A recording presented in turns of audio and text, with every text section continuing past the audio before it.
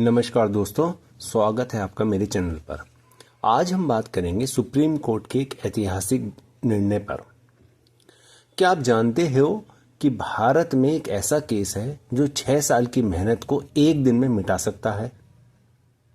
साल 2011 एक छोटे से गांव में दो शिक्षक, उनके पास एक ड्रीम था बच्चों को शिक्षा देना। उन्होंने 2012 में नियुक्ति ली। 6 साल तक हर दिन बच्चों को सफलतापूर्वक पढ़ाया। लेकिन 12 जुलाई 2018 को अचानक एक ऑर्डर आया, तुम्हारी सर्विस टर्मिनेटेड है। एक सेंटेंस में 6 साल की नौकरी खत्म। वजह, तुम्हारे पास नियुक्ति के समय टीईटी नहीं था। बस एक टेक्निकल रीजन। लेकिन ये टीचर्स हार नहीं माने। पहले हाई कोर्ट गए, दोनों बार रिजेक्ट हुए, फिर सुप्रीम कोर्ट गए। और जब चीफ जस्टिस BR गवई ने इस केस को सुना तो उन्होंने बहुत ही सरल सवाल आया उनके मन में, कैसे हो सकता है कि ये टीचर 2014 तक टीईटी पास कर चुके हों लेकिन 2018 में अनक्वालिफाइड माने जाएं। 31 अक्टूबर 2025 को सुप्रीम कोर्ट का फैसला आया और यह फैसला सिर्फ इन दो टीचर्स के लिए नहीं है, यह देश भर के हजारों टीचर्स के लिए एक गेम चेंजर फैसला है।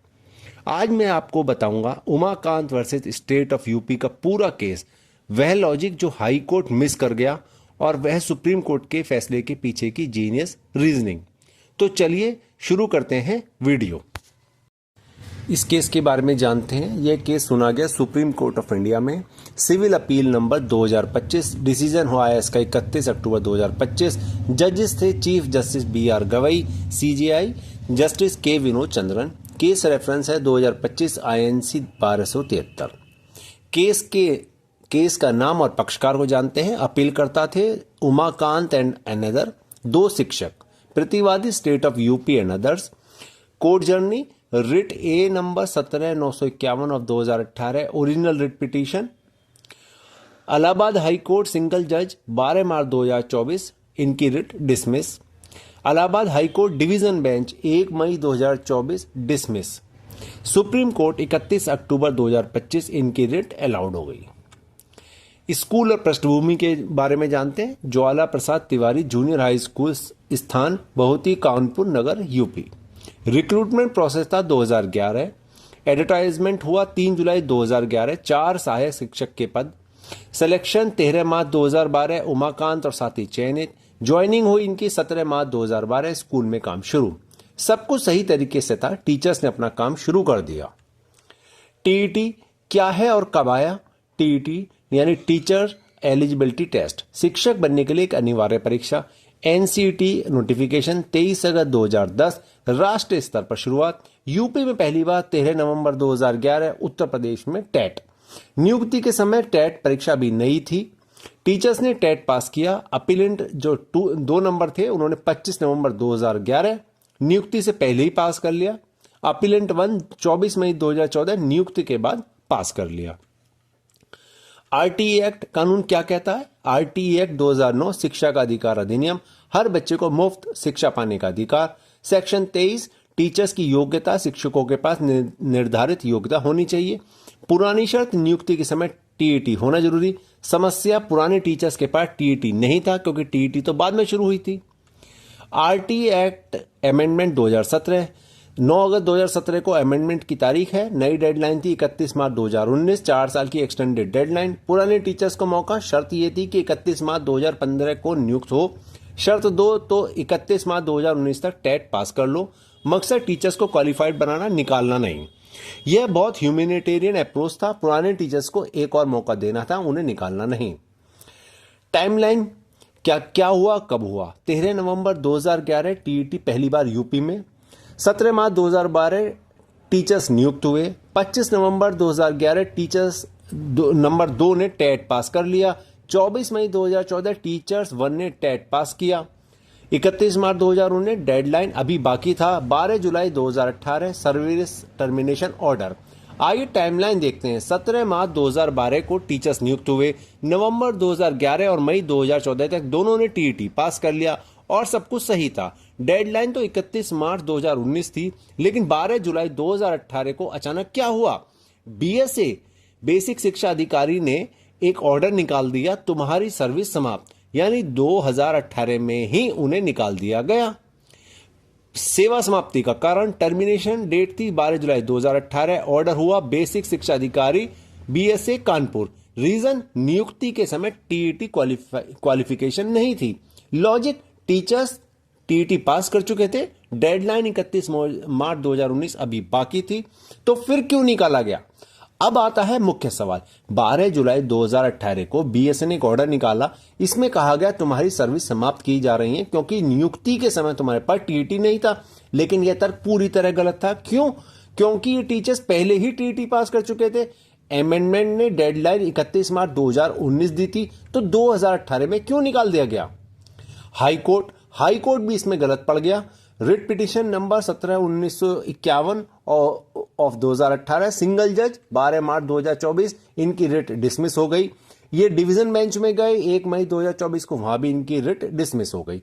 हाई कोर्ट की गलती स्वीकार करा हाई कोर्ट ने कि टीचर्स के पास 2014 तक टीईटी था, फिर भी कहा नहीं टर्मिनेशन सही है।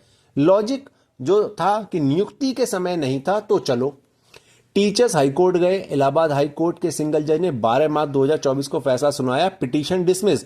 टीचर्स ने फिर अपील की। डिवीजन बेंच ने 1 मई 2024 को फिर से कहा नहीं डिसमिस ही रहेगा, लेकिन यह बहुत गलत तर्क था। हाई कोर्ट ने खुद ही कहा था कि टीचर्स के पास 2014 तक टीईटी था, लेकिन फिर भी कहा नहीं नियुक्ति के समय नहीं था तो टर्मिनेशन सही है। यह प्योर टेक्निकल लॉजिक था, ह्यूमैनिटेरियन नहीं। सुप्रीम कोर्ट वैसे के मुख्य सवाल, कैसे टीचर्स 12 जुलाई 2018 को अनक्वालिफाइड हो सकते हैं जबकि वे 24 मई 2000 को ही टीईटी पास कर चुके थे। चीफ जस्टिस गवाई कहते हैं हम समझ नहीं पा रहे हैं कि यह सवाल ही आंसर है। सुप्रीम कोर्ट में चीफ जस्टिस BR गवाई ने एक बहुत ही महत्वपूर्ण सवाल उठाया। उन्होंने कहा हम समझ नहीं पा रहे हैं कि टीचर्स को 12 जुलाई 2018 को अनक्वालिफाइड कैसे कहा जा सकता है जबकि वे 24 मई 2024 को 14 को ही टीईटी पास कर चुके थे।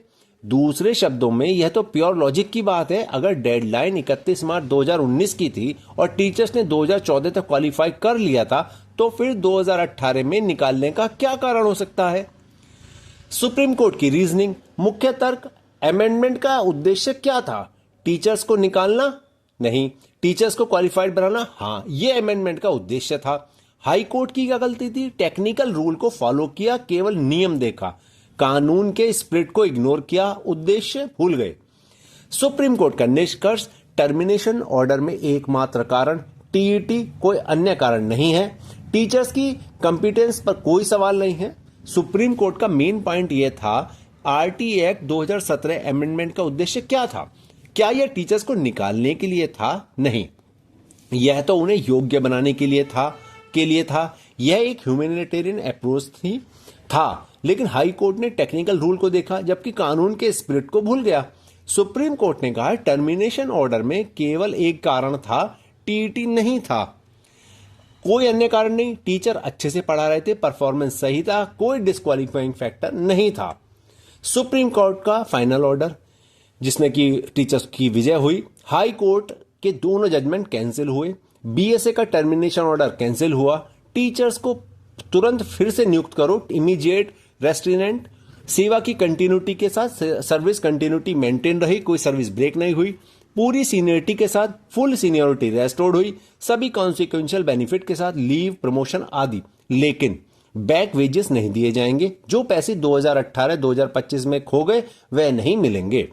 सुप्रीम कोर्ट ने अपना फैसला सुनाया। पहला, हाई कोर्ट के दोनों जजमेंट को रद्द कर दिया। दूसरा, बीएसए के टर्मिनेशन ऑर्डर को रद्द कर दिया। तीसरा, तुरंत आदेश दिया कि ये दोनों टीचर्स को ज्वाला प्रसाद तिवारी स्कूल में असिस्टेंट टीचर के पद पर फिर से नियुक्त किया जाए। चौथा, उन्हें सर्विस की कंटिन्यूटी के साथ रेंस्टेट किया जाए। पांचवा, उन्हें फुल सीनियरिटी दी जाएगी। छठा, सभी कॉन्सिक्वेंशनल बेनिफिट्स मिलेंगे, लीव, प्रमोशन आदि। लेकिन एक बात, जो पैसे 2018 से 25 में खो गए, बैक वेजेस वह नहीं दिए जाएंगे। इंपैक्ट और इसका मीनिंग, इस फैसले का क्या मतलब है शिक्षकों के लिए? अगर आरटी अमेंडमेंट की डेडलाइन के अंदर टीईटी पास किया तो सुरक्षित हो। नियुक्ति के समय क्वालिफिकेशन न होना कोई समस्या नहीं। टेक्निकल ग्राउंड पर एक्शन नहीं ले सकते। देश भर के लिए हजारों टीचर्स को यही सुरक्षा मिलेगी। एक लैंडमार्क डिसीजन पूरे देश के लिए मिसाल है। इस फैसले का मतलब है शिक्षकों के लिए बहुत बड़ी जीत है। तो अगर तुम आरटी एक्ट के अमेंडमेंट में दी गई डेडलाइन के अंदर टीईटी पास कर लो तो तुम बिल्कुल सेफ हो। नियुक्ति के समय क्वालिफिकेशन न होना अब कोई समस्या नहीं है। विभाग सिर्फ टेक्निकल ग्राउंड पर एक्शन नहीं ले सकता। यह फैसला देश भर में हजारों टीचर्स को सुरक्षा देगा जो इस स्थिति में हैं। ये केस हमें क्या सिखाता है? कानून को टेक्निकल नहीं, स्पिरिट के साथ लागू करो। केवल नियम नहीं, उद्देश्य भी देखो।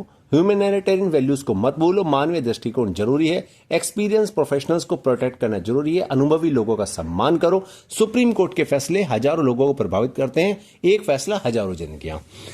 और अगर वीडियो पसंद आया हो तो दोस्तों यह केस एक महत्वपूर्ण, अगर आपको ये वीडियो पसंद आया तो लाइक करो, सब्सक्राइब करो, कमेंट में अपने विचार जरूर रखो। तो दोस्तों यह केस एक महत्वपूर्ण सीख है। कानून को केवल टेक्निकल आधारों पर लागू नहीं किया जाना चाहिए।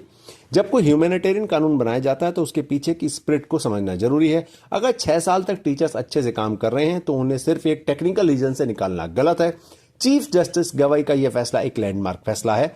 अगर ये वीडियो आपको पसंद आया तो कृपया लाइक करें, सब्सक्राइब करें और कमेंट करें। धन्यवाद। मिलते हैं आपसे अगले वीडियो में। तब तक के लिए जय हिंद, जय भारत, जय संविधान।